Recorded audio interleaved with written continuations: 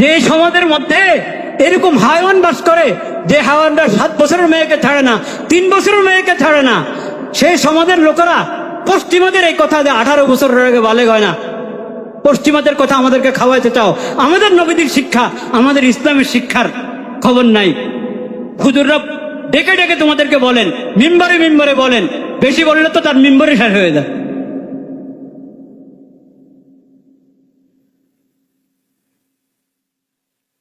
পশ্চিমা সভ্যতা যেখানে আগাগোড়া অশ্লীলতার অপবিত্রতা, সেই সভ্যতা দেশের আইন বানাবা, সেই সভ্যতা দেশের শিক্ষা প্রতিষ্ঠান, সেই সভ্যতা দেশের সংস্কৃতি আর শান্তি আনবা। এভাবে শান্তি আসবে না। শান্তি আসবে ইসলামের শিক্ষার দ্বারায়, নবীজির সিরতের দ্বারায়। মনে রাখো, হুজুররা ওয়াজ করে যে যখন বয়স 7-8 বছর, কিন্তু দেখতে দেখতে কারো কুদৃষ্টিওয়ালাদের দাদার অন্তরে দোষ আছে, সমস্যা আছে, ব্যাধি আছে, তাদের জন্য আকর্ষণের কারণ হতে পারে। এখন তখন থেকে পর্দা করায় দাও, তখন থেকে কি করাও, পর্দা করাও। হ্যাঁ, আপনারা বলেন যে না 18 বছরের আগে তো বালেগ হয় না, 18 বছরের আগে বালেগ হয় না।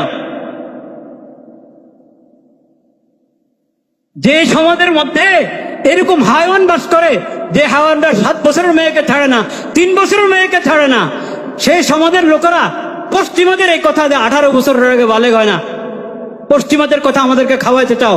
আমাদের নবীদের শিক্ষা, আমাদের ইসলামের শিক্ষার খবর নাই। হুজুররা ডেকে ডেকে তোমাদেরকে বলেন, মিম্বরে মিম্বরে বলেন, বেশি বললে তো তার মিম্বরে শেষ হয়ে যায়।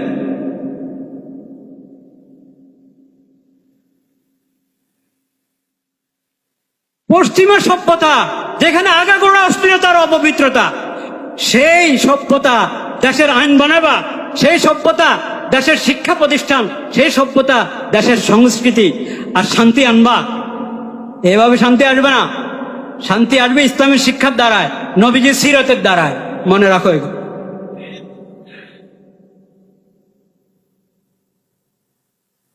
তো শরীয়ত তো বলেছেন, সূরাতুন নূরে পড়েন, আপনি সূরাতুন নূরের মধ্যে পড়েন, আল্লাহ তাআলা বলেছেন, হে নবী, আপনি মুমিন পুরুষদেরকে বলেন তারা যেন নজরের হেফাজত করে, দৃষ্টি নিচের দিকে রাখে, এদিক সেদিক না তাকায়, অপাত্রে না তাকায়।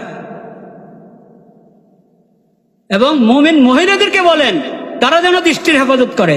এর পর্দা, চোখের পর্দা পুরুষ মহিলা উভয়ের জন্য কিনা, উভয় শ্রেণীর জন্য কিনা। নবীদের এই শিক্ষাটা আমাদের সংসদ ভবনে উচ্চারিত হওয়া দরকার কিনা, আমাদের মন্ত্রণালয়ে, আমাদের সচিবালয়ে উচ্চারিত হওয়া দরকার কিনা।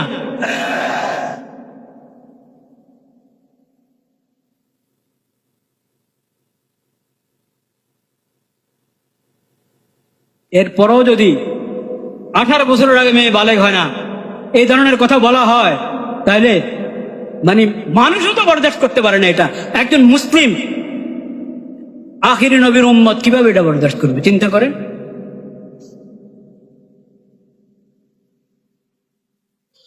লা ইলাহা ইল্লাল্লাহ। ভাইরা আমার, আল্লাহর দোহাই দিয়ে যখন তোমাকে বলা হবে, আল্লাহর বিধানের নাম দিয়ে, আল্লাহর শরীয়তের নাম দিয়ে যখন বলা হবে, এটাকে অবজ্ঞা করবে না। তোমার অন্তরে ভয় আসতে হবে, তোমার অন্তরের মধ্যে, তোমার দিল, তোমার অন্তর ভয়ে প্রকম্পিত হতে হবে। ওয়াজিলাত। লা ইলাহা ইল্লাল্লাহ, আস্তাগফিরুল্লাহ, আস্তাগফিরুল্লাহ, আস্তাগফিরুল্লাহ।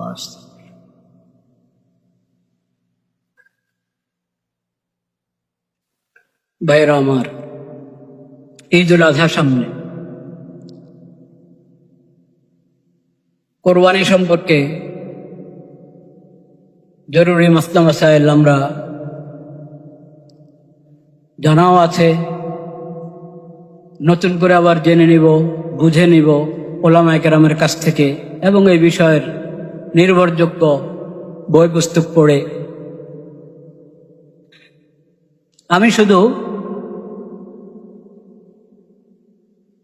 3টা কথা আরজ করব ইনশাআল্লাহ।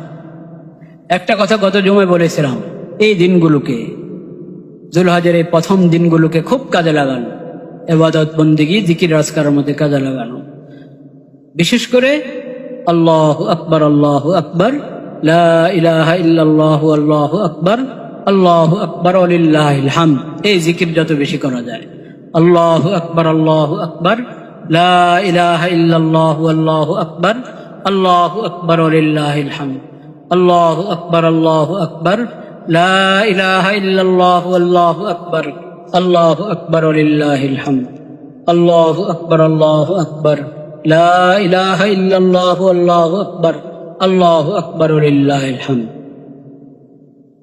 যে কোনো নফল ইবাদত এই দিনগুলোতে আল্লাহর কাছে অনেক প্রিয়। দিনে রোজা, রাত্রে নামাজ, নফল নামাজ। বিশেষ করে 9 জিলহজের রোজা, বিশেষ করে 9 জিলহজের রোজা, এই রোজার খেয়াল রাখবো আমরা। এমনি 9 তারিখ পর্যন্ত প্রতিদিনের রোজা রাখা যায়, এবং এগুলোর মধ্যে বিশুদ্ধ সোমবার আসলে সেই বিশুদ্ধ সোমবারের নফল রোজা যুক্ত করা যায়, নিয়ত যুক্ত করা যায় রোজার সাথে। 9 তারিখের আগে 7 তারিখ, 8 তারিখ, 9 তারিখ কয়েকদিন মিলিয়ে রোজা রাখলাম, কোনো সমস্যা নেই। শুধু 9 জিলহজের রোজা, এটাও আলাদা এবং বিশেষ ফজিলতের রোজা। আল্লাহ রাব্বুল আলামিনের বরকতে এক বছর এর গুনাহ কি করে দেন? মাফ করে দেন। পিছনের 1 বছরের গুনাহ। আহতাসিবু আলাল্লাহ আন ইউকাফিরাল্লাহু বিহি, নবীজি বলেন আমি আল্লাহর কাছে আশা রাখি, আল্লাহর কাছে সওয়াবের এই আশা রাখি, আল্লাহ তাআলা এই রোজার বরকতে পিছনের 1 বছরের গুনাহ কি করে দিবেন? মাফ। সগীরা গুনাহ বটে, মুমিন কবিরা গুনাহ করবে কেন? মুমিন মুসলিম তো কবিরা গুনাহ করার কথা না, হয়ে গেলে সাথে সাথেই তওবা করবে, হয়ে গেলে সাথে সাথেই কি করবে? তওবা করবে, লজ্জিত হয়ে তওবা করবে। লা ইলাহা ইল্লাল্লাহ, লা ইলাহা ইল্লাল্লাহ, লা ইলাহা। এই কথাও গত জুমায় বলা হয়েছে যে আমাদের স্থানীয় দেখা হিসাবে যেটা 9 জিলহজ, সেই 9 জিলহজে আমরা 9 জিলহজের কি রাখবো? রোজা রাখবো, এবং এই রোজাতে আমরা সেই সওয়াব কি পাবো ইনশাআল্লাহ। দ্বিতীয় কথা যেটা বলার ইচ্ছা, সেটা হলো কোরবানির শিক্ষা। কোরবানির কি শিক্ষা? কোরবানির শিক্ষা কোরআন কারীমের মধ্যে আল্লাহ তাআলা সূরাতুল আনআমে বলেছেন, এবং সূরাতুল হজের মধ্যে বলেছেন, এবং সূরা সাফফাত, সদ, ইব্রাহিম আলাইহিস সালামের ঘটনা, সাফফাত, সূরা সাফফাতের মধ্যে আল্লাহ তাআলা বলেছেন। আজকে আমি সূরাতুল হজের থেকে একটু শোনাবো ইনশাআল্লাহ।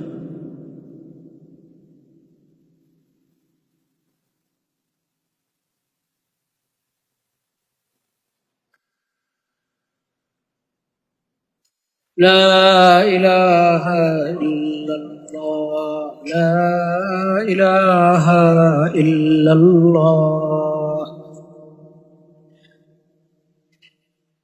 ولكل أمة جعلنا منسكا ليذكروا اسم الله على ما رزقهم من بهيمة الأنعام فإلهكم إله واحد فله أسلموا وبشر المخبتين الذين إذا ذكر الله وجلت قلوبهم والصابرين على ما أصابهم والمقيم الصلاة ومما رزقناهم ينفقون والبدن جعلناها لكم من شعائر الله لكم فيها خير فاذكروا اسم الله عليها صواف فإذا وجبت جنوبها فكلوا منها وأطعموا القانع والمعتر كذلك سخرناها لكم لعلكم تشكرون لن ينال الله لحومها دماؤها ولكن يناله التقوى منكم كذلك سخرها لكم لتكبروا الله على ما هداكم وبشر المحسنين الله أكبر الله أكبر لا إله إلا الله والله أكبر الله أكبر ولله الحمد. এখানে সূরাতুল হজ 22 নম্বর সূরা, এটা 17 নম্বর পারায় আল্লাহ রাব্বুল আলামিন কোরবানির প্রসঙ্গে আমাদেরকে স্মরণ করিয়ে দিয়েছেন শাআইরের কথা, ইসলামের প্রতীক, ইসলামের নিদর্শন, ইসলামের আলামত। যেই সব আমল ঈমান এবং ইসলামের প্রতীক, ঈমান এবং ইসলামের আলামত বহন করে, ওগুলাকে আল্লাহ নাম দিয়েছেন শাআইরুল্লাহ, আরেক নাম দিয়েছেন হুরুমাতুল্লাহ। আল্লাহ নির্দেশ করেছেন, হুকুম দিয়েছেন যে এইসব শাঈরা, শাঈরার বহুবচন কি শাআই, মানে ইসলাম এবং ঈমানের যত নিদর্শন, যত কিছুকে আমি নিদর্শন হিসাবে ঘোষণা করেছি, এগুলো সম্মান তোমাদের জিম্মায় জরুরি। তো কোরবানির পশু, কোরবানির ইবাদত, এটাও ইসলামের কি শাআইর, ইসলামের ঈমানের বহুত বড় আলামত। এখান থেকে কোরবানির ইবাদত থেকে আমরা শিক্ষা পেলাম যে শাআইর ইসলাম, শাআইরুল্লাহ, এসব কিছুর যথাযথ সম্মান প্রদর্শন করতে হবে। কোন ইসলামের কোন নিদর্শন নিয়ে, ইসলামের কোন প্রতীক নিয়ে কোনো উপহাস করা যাবে, অবমূল্যায়ন অবজ্ঞা করা যাবে না, সেটা কুফর হবে। সেটা কি হবে? কুফর হবে। আর ইসলামের প্রতীকগুলো সম্মান, ইকরাম, মহব্বত, শ্রদ্ধা, এটা হলো ঈমানের আলামত। অন্তরে তাকওয়া আছে, এই কথার আলামত। তো আল্লাহ চাচ্ছেন যে তোমাদের অন্তরে শাআইরুল্লাহর সম্মান থাকুক, যাতে বোঝা যায় তোমাদের অন্তরে আল্লাহর ভয় আছে, তাকওয়া আছে। দ্বিতীয় কথা,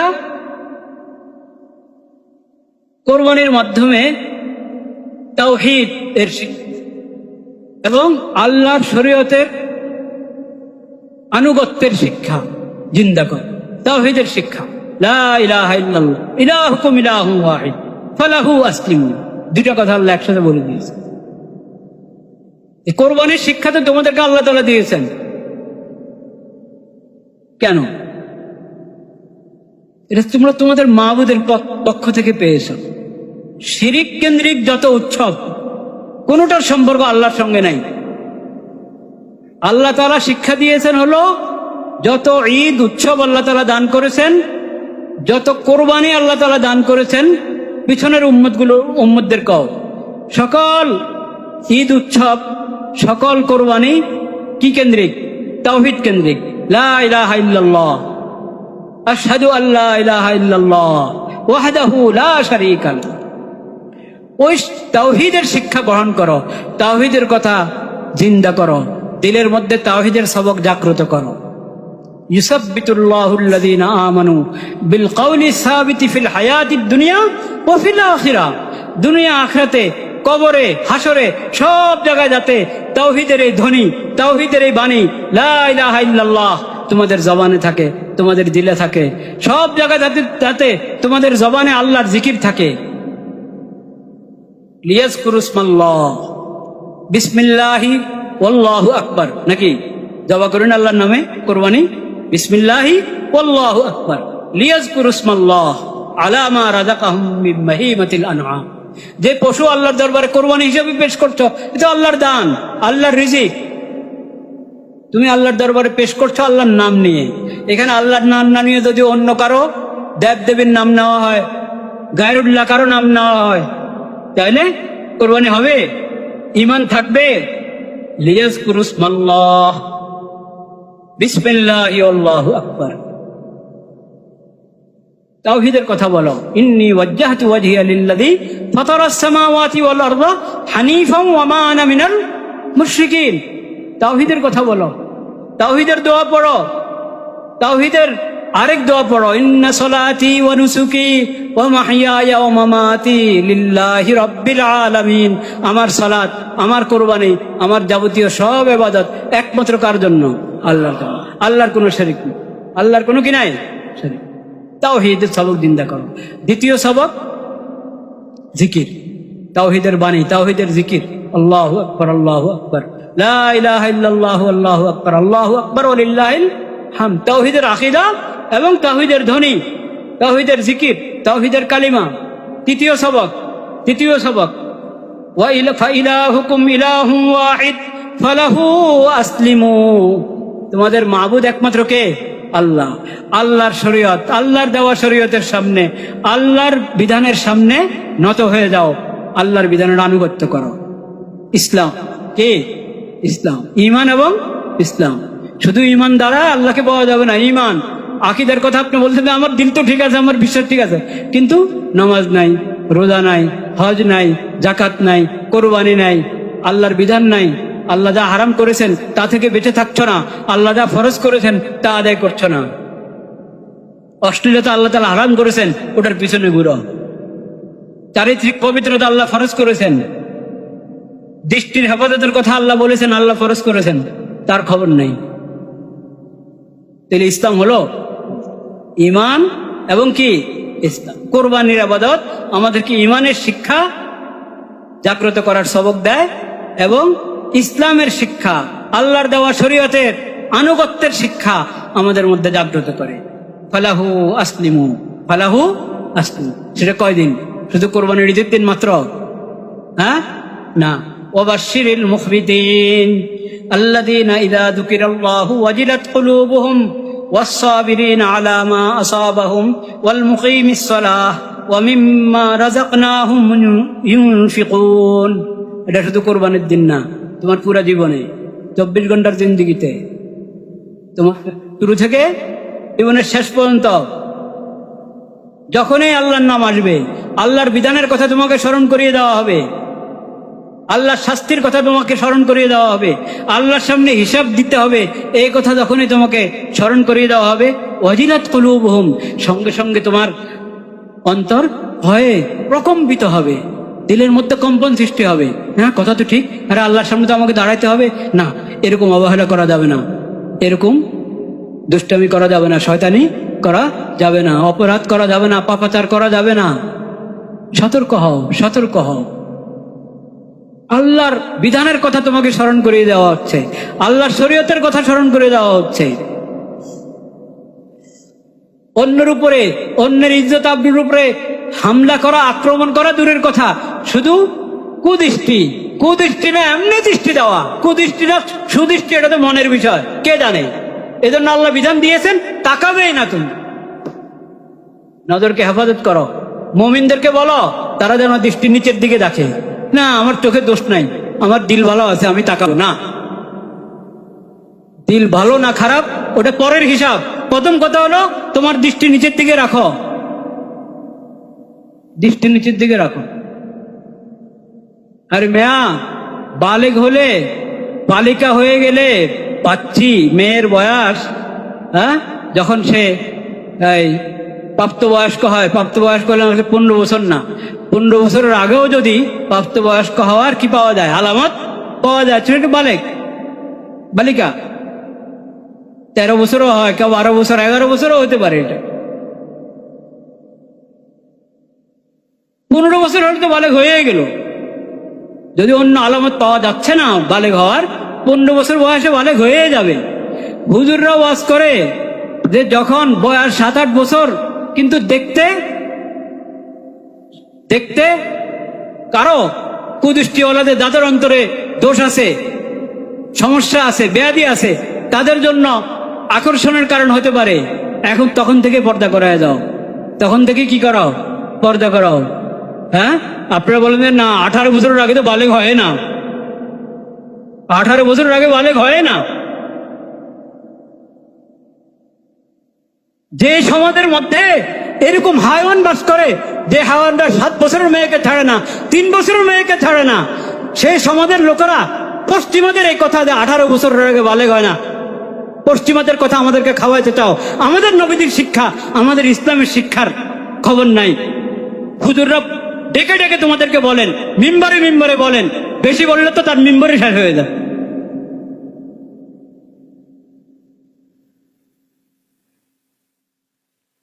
পশ্চিমা সভ্যতা যেখানে আগাগোড়া অস্থিরতার অপবিত্রতা, সেই সভ্যতা দেশের আইন বানাবা, সেই সভ্যতা দেশের শিক্ষা প্রতিষ্ঠান, সেই সভ্যতা দেশের সংস্কৃতি আর শান্তি আনবা। এভাবে শান্তি আসবে না, শান্তি আসবে ইসলামের শিক্ষার দ্বারায়, নবীজির সিরতের দ্বারায়। মনে রাখো এগুলো।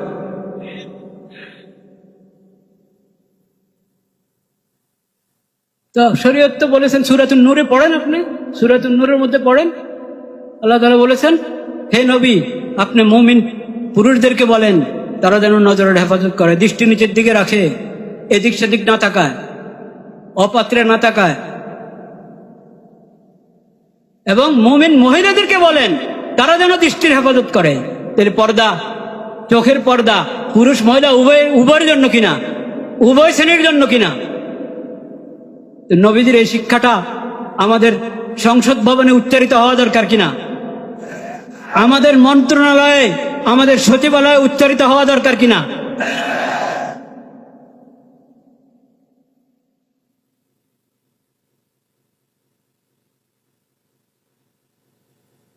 এরপরও যদি 18 বছরের আগে মেয়ে বালেগ হয় না, এই ধরনের কথা বলা হয়, তাহলে মানে মানুষও তো বরদাস্ত করতে পারে না। এটা একজন মুসলিম আখিরি নবীর উম্মত কিভাবে এটা বরদাস্ত করবে, চিন্তা করেন।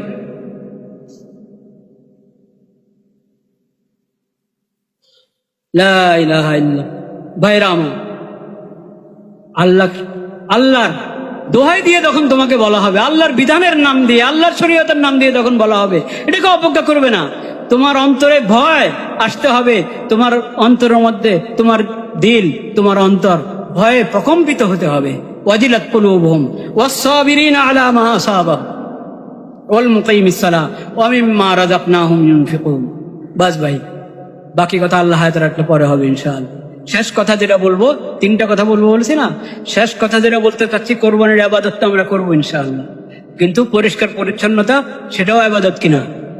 কোরবানির ইবাদত করলাম কিন্তু পরিবেশ নোংরা করে রাখলাম, খারাপ করে রাখলাম।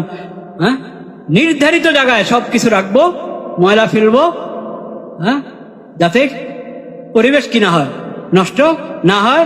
যথাযথ সাফাই, যথাযথ পরিষ্কার পরিচ্ছন্নতা, এটা ইমানের অঙ্গ, এটার আমরা খেয়াল করবো ইনশাআল্লাহ। জি,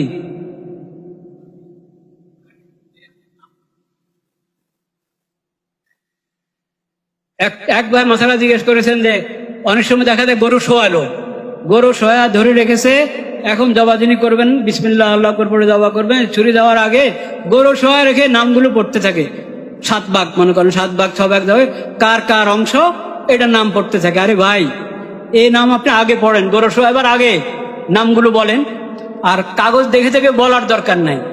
যদি আপনারা সবাই জানেন এই গরুতে, এই পশুর মধ্যে কয় ভাগ, কার কার কার কার হিস্সা জানা আছে, বলে দেওয়া আছে, নির্ধারিত আছে, সবাই জানে কার কার কোরবানি এখানে তার জানা আছে। বস, এখন বিসমিল্লাহ আল্লাহু আকবার পড়ে জবা করা হলে এটা তাদের কোরবানি হয়ে গেল, নামের তালিকা পড়তে হবে। বুঝতে পেরেছেন? বিশেষ করে এই গরু শোয়ানোর পরে সময় ব্যয় করা এই তালিকা পড়ার জন্য, এটা ঠিক না। সব প্রস্তুত রাখবেন, প্রস্তুত হয়ে গরু বা যেই জানোয়ারে আমরা জবা করছি, হ্যাঁ, এবং ধারালো ছুরি ব্যবহার করতে, যাতে কষ্ট না পায়, যাতে কি কষ্ট না পায়। এবং এই পুরা ঠান্ডা হওয়ার পর খালানো শুরু করবে। ঠান্ডা হওয়ার আগে যতক্ষণ রু আছে, নড়াচড়া করছে, ওই সময় যদি আপনি খালানো শুরু করেন, তার ওই পাগুলো কাটা শুরু করেন, তাহলে এটা জুলুম। এটা কি জুলুম? এরকম অনেক মশালা আছে, আপনারা আরো ভালো জানেন। মশালার বলার জন্য আসলে এই মেম্বার সব মশালা বলে শেষ করা যায়। এগুলো আলাদা প্রোগ্রাম করবেন শিখার জন্য, জানার জন্য। আল্লাহ তাআলা তৌফিক দান করেন। ওয়া আখিরু দাওয়ানা আলহামদুলিল্লাহি রাব্বিল আলামিন।